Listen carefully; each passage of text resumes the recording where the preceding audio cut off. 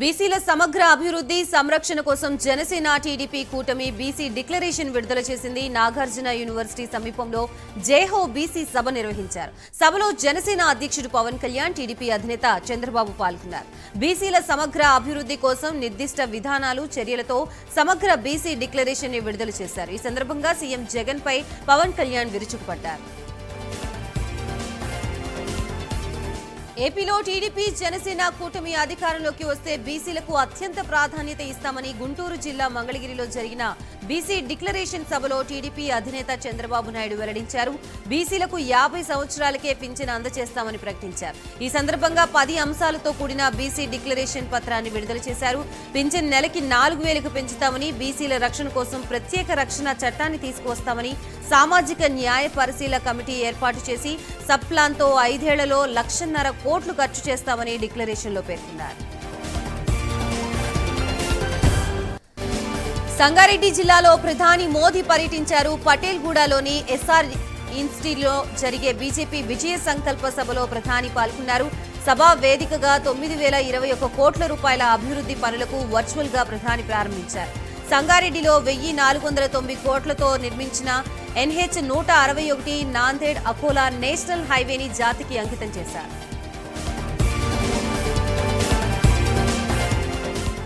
సికింద్రాబాద్ ఉజ్జయిని అమ్మవారిని ప్రధాని మోదీ దర్శించుకున్నారు. అమ్మవారికి ప్రత్యేక పూజలు నిర్వహించారు. అటు నుంచి సంగారెడ్డి సభకి మోదీ వెళ్లారు. అక్కడి నుంచి గట్కేసర్ నుంచి లింగంపల్లి వరకు వెళ్లే MMTS రైల్ని ప్రధాని మోడీ వర్చువల్ గా ప్రారంభించారు. ఈ సందర్భంగా రైల్వే స్టేషన్లో కట్టుదిట్టమైన ఏర్పాట్లు చేశారు. రేపటి నుంచి ప్రతిరోజు ఉదయం, సాయంత్రం గట్కేసర్ నుంచి లింగంపల్లికి MMTS రైలు నడవనుంది.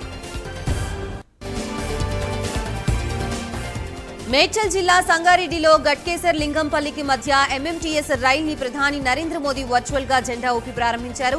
గట్కేసర్ రైల్వే స్టేషన్లో జరిగిన కార్యక్రమంలో మాజీ మంత్రి Malla Reddy, MLC AVN Reddy, railway అధికారి బర్తేష్ కుమార్ తదితరులు పాల్గొన్నారు. ఈ సందర్భంగా మల్లారెడ్డి మాట్లాడుతూ ఎన్నో ఏళ్ల కల నెరవేరిందన్నారు. నేను ఎంపీగా ఉన్నప్పటి నుంచి MMTS రైలు రావాలని కోరడం జరిగిందని, చివరికి ఇప్పుడు వచ్చాయని అన్నారు.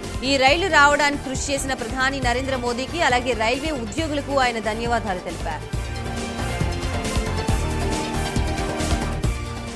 పరుచూరులో వైసీపీకి భారీ షాక్ తగిలింది. గ్రామంలో కాపు సామాజిక వర్గానికి చెందిన 50 కుటుంబాలు జనసేన పార్టీలు చేరాయి. అద్దంకి నాంచారమ్మ కళ్యాణ మండపంలో జరిగిన ఒక కార్యక్రమంలో రాష్ట్ర అధికార ప్రతినిధి పెదపూడి విజయ్ కుమార్ వారికి పార్టీ కండువా కప్పి సాదరంగా ఆహ్వానించారు. రోజు రోజుకి జనసేన పార్టీ బలోపేతం అవుతుందని తెలిపారు. రాష్ట్రంలో టీడీపీ, జనసేన కలిసి ప్రభుత్వాన్ని ఏర్పాటు చేయడం ఖాయమని తెలిపారు. జనసేన సిద్ధాంతాలు నమ్మి పార్టీలో చేరిన వారికి కార్యక్రమంలో పార్టీ అధికార ప్రతినిధి రాయపాటి అరుణ తెలిపారు. రాబోయే రోజుల్లో పార్టీలో మరిన్ని చేరికలు ఉంటాయని ఆమె తెలిపారు. కాకినాడ రూరల్ నియోజకవర్గం ఇంద్రపాలెం గ్రామానికి చెందిన సుమారు 60 మంది బొల్లే భవానీ శంకర్ నాయకత్వంలో జనసేన పార్టీలో చేరారు. జనసేన పార్టీ కార్యాలయంలో పంతం నానాజీ, పంచకర్ల సందీప్ వారందరికీ కండువాలు కప్పి పార్టీలోకి సాదరంగా ఆహ్వానించారు. జనసేన పార్టీ సిద్ధాంతాలు, పార్టీ అధినేత పవన్ కళ్యాణ్ ఆశయాలు నచ్చి పార్టీలో చేరుతున్నామని వారు తెలిపారు. టీడీపీ జనసేన పొత్తు ధర్మంలో భాగంగా అధిష్టాన నిర్ణయమే శిరోధార్యంగా భావించి ముందుకెళ్తున్నట్టుగా జనసేన పార్టీ జిల్లా అధ్యక్షుడు కందుల దుర్గేష్ పేర్కొన్నారు. వీరవరంలో పార్టీ నియోజకవర్గ ముఖ్య నేతల సమావేశంలో ఆయన మాట్లాడారు. రాష్ట్రంలో అవినీతి, అరాచక పాలనని గద్దెదింపేందుకు మైత్రి విజయవంతం కావాలన్నారు. ఇటీవల నిర్వహించిన మహాపాదయాత్ర, మౌన దీక్షలు తన మనసుని హత్తుకున్నాయని తెలిపారు. 2-3 రోజుల్లో పార్టీ అధిష్టానం తనని నిడదవోలు నుంచి పోటీ చేయాలన్న ప్రకటన జారీ చేయనుందని పేర్కొన్నారు. తనకి ప్రతి ఒక్కరి మద్దతు కావాలని ఆయన కోరారు.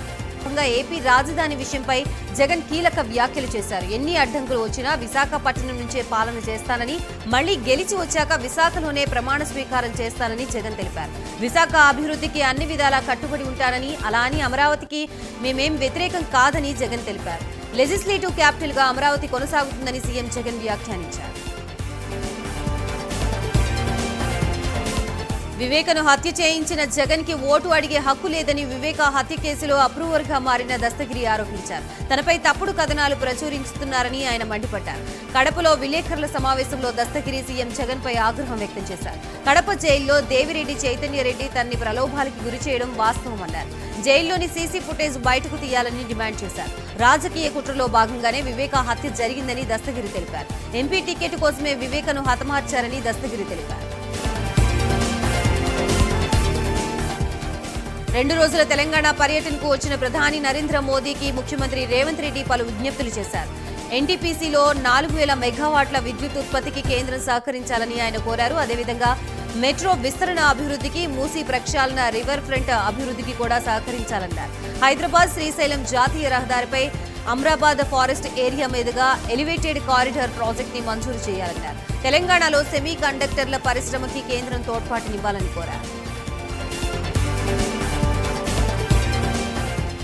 హైదరాబాద్ సచివాలయంలో సీఎం రేవంత్ రెడ్డిని యునైటెడ్ బెవరేజెస్ ప్రతినిధులు కలిశారు. రేవంత్ ను కలిసి పుష్పగుచ్చం అందజేశారు. పలు ఒప్పందాలపై సీఎం రేవంత్ తో United Beverages CEO Vivek Gupta, chief sales officer Rakesh Kumar, Manojjit Mukherjee చర్చించారు. సచివాలయంలో పశుసంవర్ధక శాఖ, డైరీ డెవలప్మెంట్, మత్స్యశాఖ అధికారులతో తెలంగాణ సీఎం రేవంత్ రెడ్డి సమావేశమయ్యారు. ఆయా శాఖలపై రేవంత్ రెడ్డి సమీక్ష నిర్వహించారు. చేపలు, గొర్రెల పంపిణీ పథకాల్లో లావాదేవీలపై విజిలెన్స్ అండ్ ఎన్ఫోర్స్మెంట్ ఎంక్వైరీ చేయాలని అధికారులను సీఎం ఆదేశించారు. స్కీమ్లు మొదలైనప్పటి నుంచి జరిగిన లావాదేవీలపై పూర్తి స్థాయి విచారణకి రేవంత్ రెడ్డి ఆదేశించారు. విజిలెన్స్ అండ్ ఎన్ఫోర్స్మెంట్ ప్రాథమిక నివేదికను ఏసీబీకి అందించాలని అధికారులకు సీఎం రేవంత్ రెడ్డి సూచించారు. ఎన్నికల వేళ ఏపీ రాజకీయ పరిణామాలు ఎప్పటికప్పుడు మారిపోతున్నాయి. తమ రాజకీయ భవిష్యత్తు కోసం హైకమాండ్ తీరుతో పక్కా పార్టీలోకి జంప్ అవుతున్నారు నేతలు. ఇప్పటికే పలువురు ముఖ్య నేతలు పార్టీలు బదలాయించగా తాజాగా మంత్రి గుమ్మనూరు జయరాం కూడా అదే బాట పట్టారు. మంత్రి గుమ్మనూరు జయరాం ఇవాళ టీడీపీ గూటికి చేరారు. ఎన్టీఆర్ జిల్లా తిరువూరులో టెన్షన్ వాతావరణం నెలకొంది. వైసీపీ అభ్యర్థి స్వామిదాస్ కి టీడీపీ అభ్యర్థి కొలికపూడి శ్రీనివాస్ సవాల్ విసిరిన నేపథ్యంలో పోలీసులు అలర్ట్ అయ్యారు. ఇప్పటికే శ్రీనివాస్ ని పోలీసులు హౌస్ అరెస్ట్ చేశారు. మరోవైపు వైసీపీ అభ్యర్థి స్వామిదాస్ మాత్రం పార్టీ కార్యాలయ ప్రారంభోత్సవ ఏర్పాట్లలో నిమగ్నమయ్యారు. సీఎం జగన్ అత్యధిక మెజారిటీతో మళ్లీ రాష్ట్రానికి ముఖ్యమంత్రి కాబోతున్నారని స్వామిదాస్ అన్నారు. పేద ప్రజలకి, పెట్టుబడిదారులకి మధ్య జరిగే యుద్ధం అంతిమ విజయం పేద ప్రజలదే అన్నారు. ఎన్నికల కోసం పూర్తి కాని వెలుగొండ ప్రాజెక్ట్ ని జాతికి అంకితం చేస్తానని అమాయకపు ప్రజల్ని జగన్ మోసం చేస్తున్నారని మాజీ ఎమ్మెల్యే కందుల నారాయణ రెడ్డి అన్నారు. రానున్న ఎన్నికల్లో జగన్ ప్రజలు తగిన బుద్ధి చెప్పేందుకు సిద్ధంగా ఉన్నారన్నారు. ప్రాజెక్టు నిర్వాసితులకు నష్టపరిహారం చెల్లించకుండా ఏ విధంగా ప్రాజెక్ట్ ని జాతికి అంకితం చేస్తారని నిలదీశారు. మంత్రి రోజాపై నగరి నియోజకవర్గంలోని 5 మండలాలకు చెందిన వైసీపీ ఇన్ఛార్జీలు మండిపడ్డారు. రోజాకి ఎమ్మెల్యే టికెట్ ఇవ్వద్దని సీఎం జగన్ కి సూచించారు. రోజాకి సీటు ఇచ్చినా గెలిచే ప్రసక్తే లేదని ఇన్ఛార్జీలు ముక్తకంఠంతో తెలిపారు. రోజా రాజకీయాల్లో ఐరన్ లెగ్ అని ఆగ్రహం వ్యక్తం చేశారు. రోజా వల్లే వైసీపీకి నష్టం జరుగుతుందని, రోజా భర్త సెల్వమణికి పార్టీతో ఏం సంబంధమని ప్రశ్నించారు. పార్టీలో పదవులు ఇవ్వడానికి సెల్వమణి ఎవరని వైసీపీ ఇన్ఛార్జీలు ధ్వజమెత్తారు. తమ భిక్షతోనే రోజా 2 సార్లు ఎమ్మెల్యేగా గెలిచారని, అప్పుల్లో ఉన్న రోజా ఇప్పుడు 100 కోట్లు ఎలా సంపాదించిందన్నారు. లోక్సభ ఎన్నికల దగ్గర పడుతున్న సందర్భంగా తెలంగాణ రాజకీయాల్లో ఆసక్తికర పరిణామం చోటు చేసుకుంది. బీఆర్ఎస్, బీఎస్పీ పొత్తు ఖరారైంది. ఇవాళ ఉదయం బీఆర్ఎస్ అధినేత మాజీ సీఎం కేసీఆర్ తో బీఎస్పీ రాష్ట్ర అధ్యక్షుడు ఆర్ఎస్ ప్రవీణ్ కుమార్ భేటీ అయ్యారు. ఈ భేటీలో రాష్ట్రంలో ప్రస్తుతం నెలకొన్న రాజకీయ పరిస్థితులపై సుదీర్ఘంగా చర్చించారు. కాంగ్రెస్ పార్టీని ఎదుర్కొనేందుకు లోక్సభ ఎన్నికల్లో కలిసి పోటీ చేయాలని ఇరు పార్టీల అధ్యక్షులు నిర్ణయం తీసుకున్నారు. దీంతో ఇరు పార్టీల పొత్తు ఖరారైంది. కాగా త్వరలోనే ఇరు పార్టీల విధి విధానాలు ప్రకటించనున్నాయి. బీఎస్పీ రాష్ట్ర అధ్యక్షుడు ఆర్ఎస్ ప్రవీణ్ కుమార్ తన రాజకీయ ప్రస్థానంపై వదంతులు నమ్మవద్దని సోషల్ మీడియా ప్లాట్ఫామ్ ఎక్స్ లో ట్వీట్ చేశారు. నా రాజకీయ ప్రస్థానంపై వస్తున్న ఎలాంటి వదంతుల్ని నమ్మకండి. చివరి శ్వాస వరకు సామాజిక న్యాయం, స్వేచ్ఛ, సమానత్వం, సౌభ్రాతృత్వం దిశ వైపే నా ప్రయాణం అంటూ ఆయన పేర్కొన్నారు. రాబోయే పార్లమెంట్ ఎన్నికల కోసం పార్టీని సిద్ధం చేస్తున్నామని తెలంగాణ బీజేపీ రాష్ట్ర అధ్యక్షుడు కిషన్ రెడ్డి తెలిపారు. ప్రధాని మోదీ చేసిన అభివృద్ధి కార్యక్రమాలకి డిజిటల్ ప్రచారం చేపడతామని తెలిపారు. మన మోదీ అనే డిజిటల్ క్యాంపెయిన్ ద్వారా తెలంగాణలో అభివృద్ధి ఎలా జరిగిందనేది తెలుపుతామన్నారు. అదేవిధంగా ప్రశ్నించే తెలంగాణ డిజిటల్ క్యాంపెయిన్ రాష్ట్రంలో ప్రజలు ప్రభుత్వాన్ని ప్రశ్నిస్తున్న తీరుని తెలియజేస్తుందన్నారు. వీడియో వ్యాన్ల ద్వారా బీజేపీ చేసిన అభివృద్ధిని ప్రచారం చేస్తామన్నారు. తెలంగాణలో మహిళలు, రైతులు, వృద్ధులకి పథకాలు అందలేదని కిషన్ రెడ్డి విమర్శించారు. ప్రధానమంత్రి నరేంద్ర మోదీ పాలన ప్రపంచ దేశాలకి ఆదర్శంగా నిలిచిందని ఏపీ బీజేపీ రాష్ట్ర అధ్యక్షురాలు దగ్గుపాటి పురంధేశ్వరి అన్నారు. అభివృద్ధి, సంక్షేమం రెండు కళ్లుగా మోదీ దేశాన్ని నడిపిస్తున్నారని ఆమె అన్నారు. మోదీ పథకాల్ని ప్రజల్లోకి తీసుకువెళ్లాలని బీజేపీ కార్యకర్తల్ని కోరారు. ఈ సందర్భంగా సినీ నిర్మాత Chintapalli Ramarao, Siddhartha group of engineering విద్యా సంస్థల అధినేత అశోక్ రాజులకి ఆమె కండువా కప్పి పార్టీలోకి సాదరంగా ఆహ్వానించారు. ఎన్నికల వేళ తమ ప్రచారాన్ని అడ్డుకునే ప్రయత్నం చేస్తున్నారని వైసీపీ శ్రేణులపై మండిపడుతున్నారు కడప జిల్లా నేతలు. ప్రొద్దుటూరులోని ఈశ్వర్ నగర్ లో టీడీపీ ఇన్ఛార్జ్ ప్రవీణ్ కుమార్ రెడ్డి ప్రచార వాహనంపై వైసీపీ కార్యకర్తలు దాడి చేసి బ్యానర్లు చించివేశారని ఆటో డ్రైవర్ వెంకటరమణ ఆరోపిస్తున్నారు. టీడీపీ ప్రచారాన్ని నిలిపివేయాలని హెచ్చరించినట్లు తెలిపారు. విషయం తెలుసుకున్న టీడీపీ శ్రేణులు వైసీపీ తీరుపై ఫైర్ అయ్యారు. రాష్ట్రంలో అధికార వైసీపీ ఎలా బరితెగించి వ్యవహరిస్తుందో అంతకు రెండింతలు నెల్లూరు రూరల్ నియోజకవర్గంలో ఎంపీ ఆదల ప్రభాకర్ రెడ్డి అధికారం చేతిలో ఉందని ఇష్టారీతిగా వ్యవహరిస్తున్నాడని రూరల్ ఎమ్మెల్యే కోటంరెడ్డి శ్రీధర్ రెడ్డి ఆరోపించారు. టీడీపీ జనసేన కార్యకర్తల్ని, తన అనుచరుల్ని వేధింపులకి, కేసులకి గురి చేస్తున్నారని అన్నారు. నా వెంట తిరుగుతున్న వారిపై గతంలో ఎస్సీ ఎస్టీ అట్రాసిటీ పీడీ యాక్ట్లు పెట్టించాడని, నేను వైసీపీకి దూరంగా జరిగిన తర్వాత ఏడాదిగా సోషల్ మీడియాలో అసభ్యకరమైన పోస్టింగ్లు పెట్టించారు. ఆదాల మీద వచ్చిన పోస్టింగ్ ని షేర్ చేశాడని 33వ డివిజన్ కార్పొరేటర్ కరణం మంజుల భర్త హజరత్ నాయుడిని పోలీసులు స్టేషన్ కి రమ్మని అంటున్నారు. కేసుల్ని లెక్క చేయడం, అక్రమంగా కేసులు పెట్టి పోలీసు అధికారులను న్యాయస్థానం మెట్ల మీద నిలబెడతామని శ్రీధర్ రెడ్డి పేర్కొన్నారు. వరంగల్ బీజేపీలో గందరగోళం నెలకొంది. రోజు రోజుకి ఎంపీ టికెట్ల పంచాయతీ వేడెక్కుతోంది. వరంగల్ సీటు విషయంలో బీజేపీ రాష్ట్ర అధ్యక్షుడు కిషన్ రెడ్డితో ఆశావాకులు లేఖ రాశారు. నేర చరిత్ర, వందల ఎకరాల పేదల భూములు కొల్లగొట్టిన భూబకాసురులు ఆంధ్ర ప్రాంత వాసులే గెలుపు గుర్రాలు అంటూ లేఖలో ఘాటుగా విమర్శించారు. పార్టీ కోసం అహర్నిశలు శ్రమించిన వారిని వదిలేసి బయట నుంచి ఎందుకు తెస్తున్నారంటూ ఆగ్రహం వ్యక్తం చేశారు. వరంగల్ పార్లమెంటు సీటుని స్థానికులకు, బీజేపీ పార్టీలోని నాయకుడికి కేటాయించాలని డిమాండ్ చేశారు. మాజీ మంత్రి విజయ రామారావు, మాజీ ఎమ్మెల్యేలు జైపాల్, కొండేటి శ్రీధర్, రాష్ట్ర కార్యవర్గ సభ్యులు చీటూరి అశోక్, దువాసి వాసుదేవ్ తదితరుల పేరుతో లేఖ రాశారు. ప్రస్తుతం ఈ లేఖ బీజేపీలో చర్చనీయాంశంగా మారింది. హైదరాబాద్ లోని జలసౌధ కార్యాలయంలో మంత్రి ఉత్తమ్ కుమార్ సమీక్ష నిర్వహించారు. నీరు పారుదల ప్రాజెక్టుల అభివృద్ధిపై మంత్రి సమావేశమయ్యారు. ఈ సమావేశంలో నీటిపారుదల శాఖ ప్రిన్సిపల్ సెక్రటరీ రాహుల్ బొత్స, ప్రత్యేక కార్యదర్శి ప్రశాంత్ పాటిల్, ఉన్నత అధికారులు పాల్గొన్నారు. సీఎం రేవంత్ పై ఎమ్మెల్సీ కవిత ఫైర్ అయ్యారు. బడ్జెట్ లో తెలంగాణకి ₹1 కూడా కేటాయించని మోదీని పెద్దన్న అనడం సిగ్గుచేటన్నారు. రేవంత్ కి ఆర్ఎస్ఎస్ భావజాలాలు ఇప్పుడు గుర్తుకొచ్చాయా అని ఎద్దేవా చేశారు. కాంగ్రెస్, బీజేపీ ఇద్దరు ఒకటేనని ఆయన అన్నారు. మోదీని పెద్దన్న అనడంతో రేవంత్ రెడ్డి నిజస్వరూపం తెలిసిందన్నారు. ప్రాంతీయ పార్టీలు ఉండొద్దనేది ఇరు పార్టీల లక్ష్యమని ఆరోపించారు. నంద్యాల జిల్లా ఆళ్లగడ్డ నియోజకవర్గ ప్రజల భవిష్యత్తును దృష్టిలో పెట్టుకునే తాము వైసీపీలో చేరినట్టు భూమా కిషోర్ రెడ్డి తెలిపారు. ఆళ్లగడ్డలో టీడీపీ అభ్యర్థి మధురి అఖిలప్రియ ఓటమే తమ ప్రధాన అజెండా అని తెలిపారు. విలేకరుల సమావేశంలో భూమా కిషోర్ రెడ్డి మాట్లాడారు. నవరత్నాల్ని ప్రవేశపెట్టి రాష్ట్రాన్ని అభివృద్ధి చేసిన సీఎం జగన్మోహన్ రెడ్డి కృషిని చూసే వైసీపీ పార్టీలోకి వెళ్లడం జరిగిందన్నారు. ముఖ్యమంత్రిని కలిసినప్పుడు ఆళ్లగడ్డలో వైసీపీ విజయంలో ప్రధాన భూమిక పోషించాలని కోరారని తెలిపారు.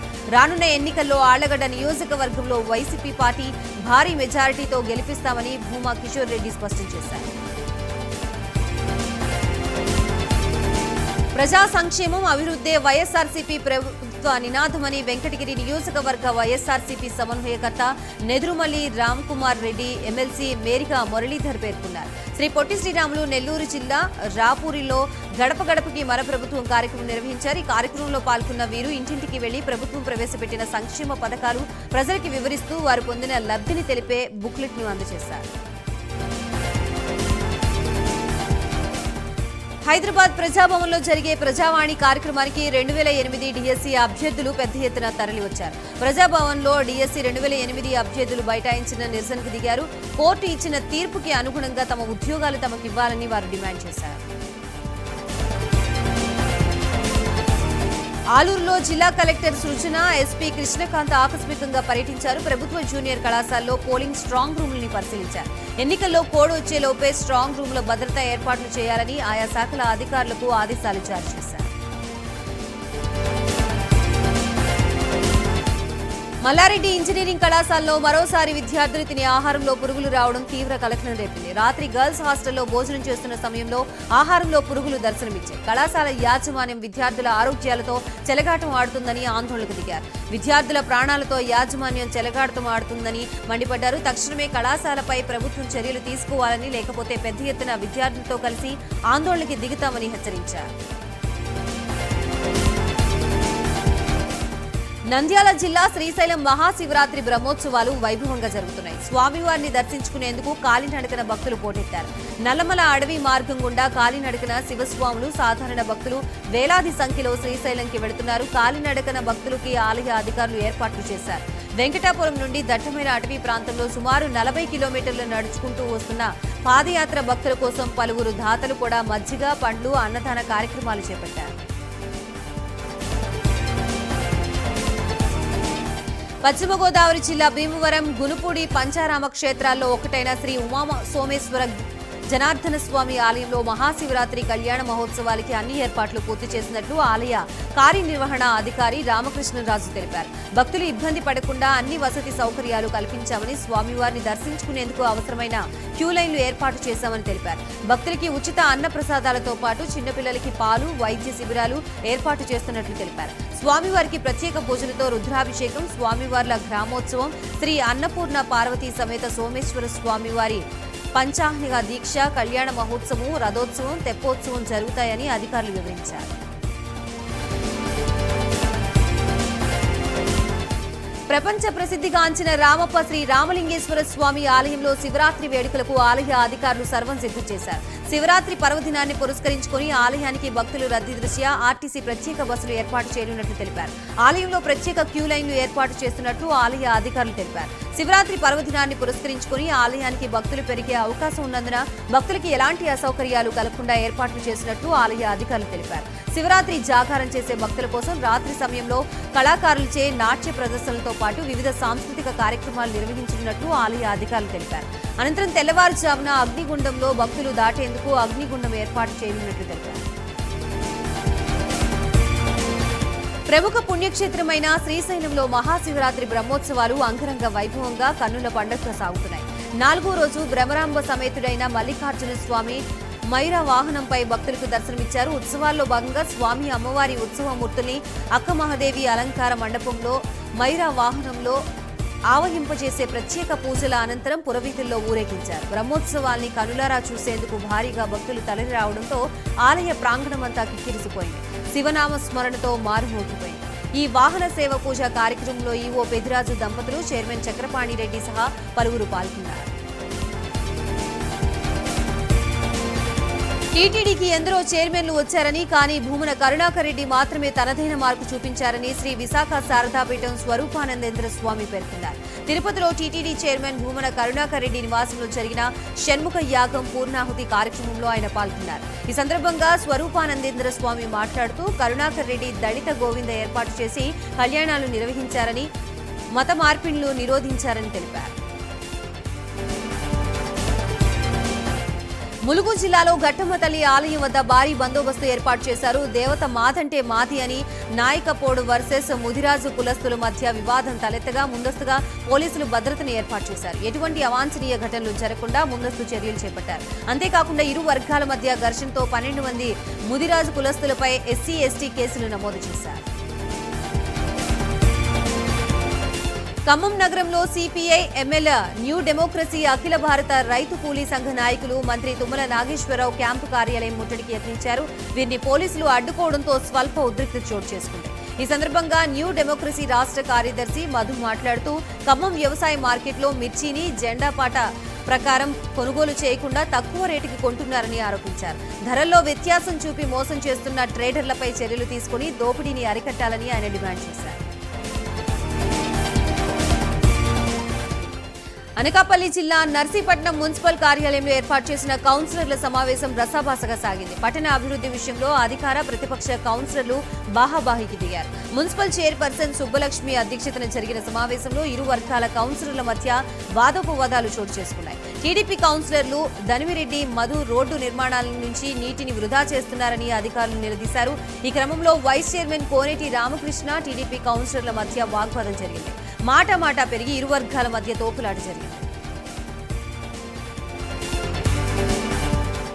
తెలంగాణ ఎమ్మెల్సీ సత్యవతి తిరుమల శ్రీవారిని దర్శించుకున్నారు. వీఐపీ విరామ సమయంలో కుటుంబ సమేతంగా శ్రీవారి సేవలో పాల్గొన్న ఆమె స్వామివారిని దర్శించుకుని మొక్కులు చెల్లించుకున్నారు. ఈ సందర్భంగా 2 రాష్ట్రాల ప్రజలు సుఖ సంతోషాలతో ఉండాలని ప్రార్థించినట్లుగా ఆమె తెలిపారు. అలాగే మాజీ సీఎం కేసీఆర్ త్వరగా కోలుకోవాలని, ప్రజా జీవనంలోకి రావాలని ఆకాంక్షించారు. సత్ప్రవర్తన కలిగిన జీవిత ఖైదీల్ని విడుదల చేయాలని డిమాండ్ చేశారు ఖైదీల కుటుంబ సభ్యులు. మానవతా దృక్పథంతో గవర్నర్ దగ్గర పెండింగ్ లో ఉన్న ఖైదీల విడుదల ఫైల్ క్లియరెన్స్ చేయాలని విజ్ఞప్తి చేశారు. ఫిబ్రవరి 4న కేబినెట్ భేటీలో ఆమోదం తెలిపినా ఇప్పటి వరకు ఫైల్ ముందుకు జరగడం లేదని మండిపడ్డారు. ఇకనైనా గవర్నర్ స్పందించి 231 మంది ఖైదీల్ని విడుదల చేసి వారి కుటుంబాల్ని ఆదుకోవాలని కోరారు. మాజీ మంత్రి శ్రీనివాస్ గౌడ్ కి తెలంగాణ హైకోర్టులో చుక్కెదురైంది. తనకి 4+4 గన్మెన్లను కేటాయించాలన్న శ్రీనివాస్ గౌడ్ పిటిషన్ ని హైకోర్టు తిరస్కరించింది. ప్రతి ఒక్కరికి ఆ విధంగా కేటాయించడం సాధ్యం కాదని హైకోర్టు పేర్కొంది. దీనిపై కౌంటర్ దాఖలు చేయాలని డీజీపీని ఆదేశించిన కోర్టు తదుపరి విచారణని మార్చి 19కు వాయిదా వేసింది. చిత్తూరు జిల్లాలో భారీగా నగదు పట్టుబడింది. గంగాధర నెల్లూరు కార్వెంటిపురంలో పోలీసుల వాహనాల తనిఖీలు చేపట్టారు. సోదాల్లో ఆర్కపేట నుండి పుత్తూరుకు వెళుతున్న సుందరం సుధాకర్ వాహనంలో 1,09,00,000కు పైగా నగదుని స్వాధీనం చేసుకున్నారు. ఘటనపై కేసు నమోదు చేసుకుని సుధాకర్ ని అదుపులోకి తీసుకున్నారు. టానిక్ లిక్కర్ మాల్స్ పై అధికారులు ఉక్కుపాదం మోపారు. టానిక్ సహా వాటి అనుబంధ సంస్థల కార్యాలయంలో సోదాలు నిర్వహించారు జీఎస్టీ అధికారులు. ఈ సోదాల్లో సంచలన విషయాలు వెలుగు చూశాయి. ఎక్సైజ్ పాలసీకి విరుద్ధంగా ఏ మద్యం షాప్ కి లేని వెసులుబాటు టానిక్ కి ఉన్నట్లుగా గుర్తించారు. గత ప్రభుత్వ హయాంలో టానిక్ కి A4 ఎలైట్ కింద లైసెన్స్ జారీ చేశారు. రాష్ట్రంలో ఎక్కడా లేని ఎలైట్ అనుమతులు కేవలం టానిక్ కి మాత్రమే అధికారులు కేటాయించినట్లుగా గుర్తించారు. అనిత్ రెడ్డి, అఖిల్ రెడ్డి 11 క్యూ టానిక్ సిండికేట్లు నడిపినట్లుగా తనిఖీల్లో గుర్తించారు అధికారులు. బోడుప్పల్, గచ్చిబౌలి, మాదాపూర్ ఫ్రాంచైజీల్లో 3 ఉన్నత అధికారులు కుటుంబ సభ్యుల పాత్ర ఉన్నట్లుగా కూడా తెలుస్తోంది. మాజీ సీఈఓ అధికారి కుమారుడు, ఎక్సైజ్ ఉన్నత అధికారి కూతురు, మరో అడిషనల్ ఎస్పీ కూతురు భాగస్వామ్యం ఉన్నట్లుగా గుర్తించారు.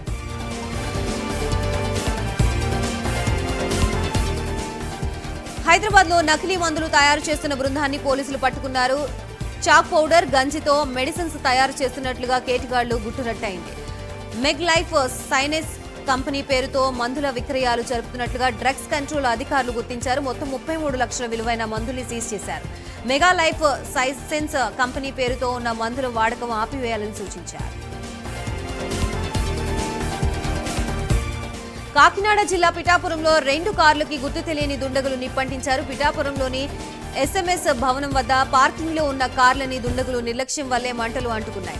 ఈ ప్రమాదంలో 2 కార్లు పూర్తిగా దగ్ధమయ్యాయి. వెంటనే ఫైర్ సిబ్బంది ఘటనాస్థలికి చేరుకుని మంటలను అదుపు చేశారు. సీసీ ఫుటేజ్ ఆధారంగా నిందితుల్ని గుర్తిస్తున్నామని పోలీసులు తెలిపారు. హనుమకొండ జిల్లా కాజీపేట రైల్వే స్టేషన్లో అగ్ని ప్రమాదం చోటు చేసుకుంది. రిపేర్ కోసం నిలిపిన రైలు బోగిలో హఠాత్తుగా భారీగా మంటలు చెలరేగాయి. దీంతో స్టేషన్లోని ప్రయాణికులు, అధికారులు భయాందోళనకు గురయ్యారు. వెంటనే రంగంలోకి దిగిన ఫైర్ ఇంజన్లు మంటల్ని అదుపు చేశాయి. ఎటువంటి ప్రాణాపాయం లేకపోవడంతో అధికారులు ఊపిరి పీల్చుకున్నారు. ప్రమాదానికి గల కారణాలు పోలీసులు విచారిస్తున్నారు. కామారెడ్డి జిల్లాలో ఓ ఇంట్లో దాచి ఉన్న నాటు బాంబులు పేలడంతో ఓ మహిళకి తీవ్ర గాయాలయ్యాయి. రామారెడ్డి మండలం అన్నారం గ్రామానికి చెందిన రవీందర్ ఇంట్లో నాటు బాంబులు పేలడంతో రవీందర్ భార్య శిరీషకు తీవ్ర గాయాలయ్యాయి. శిరీషను చికిత్స నిమిత్తం హైదరాబాద్ కి తరలించారు. శిరీష పరిస్థితి విషమంగా ఉన్నట్లు కుటుంబ సభ్యులు తెలిపారు. పేలుడు ధాటికి ఇల్లు పాక్షికంగా దెబ్బతింది. ఈ ఘటనలో ఇంట్లోని వస్తువులు చెల్లాచెదరయ్యాయి. రవీందర్ జంతువుల వేట కోసం నాటు బాంబుల్ని వినియోగిస్తాడని గ్రామస్తులు, పోలీసులు అనుమానం వ్యక్తం చేస్తున్నారు. హైదరాబాద్ బాచుపల్లి పోలీస్ స్టేషన్ పరిధిలోని హిల్ కౌంటీ వద్ద ఉన్న శ్రీ చైతన్య గర్ల్స్ క్యాంపస్ లో దారుణం చోటు చేసుకుంది. కళాశాలలో చదువుతున్న విద్యార్థినిపై లెక్చరర్ మహేష్ లైంగిక దాడికి పాల్పడ్డాడు. విషయం తెలుసుకున్న తెలంగాణ విద్యార్థి శక్తి రాష్ట్ర అధ్యక్షులు పవన్ కుమార్ ఆధ్వర్యంలో విద్యార్థి సంఘాల కళాశాల ముందు ధర్నాకు దిగాయి. దీంతో లెక్చరర్ మహేష్ తో పాటు కాలేజీ ఇన్ఛార్జ్ బ్రహ్మయ్యల్ని సస్పెండ్ చేసింది యాజమాన్యం. ఇలాంటి ఘటనలు శ్రీ చైతన్య కళాశాలలో ఎన్నో జరుగుతున్నాయని, అవి బయటికి రావడం లేదని ఆగ్రహం వ్యక్తం చేశారు విద్యార్థి సంఘ నేతలు. ఇప్పటికైనా తెలంగాణ రాష్ట్ర ప్రభుత్వం ఇలాంటి విద్యా సంస్థలపైన కఠిన చర్యలు తీసుకోవాలని వారు కోరారు.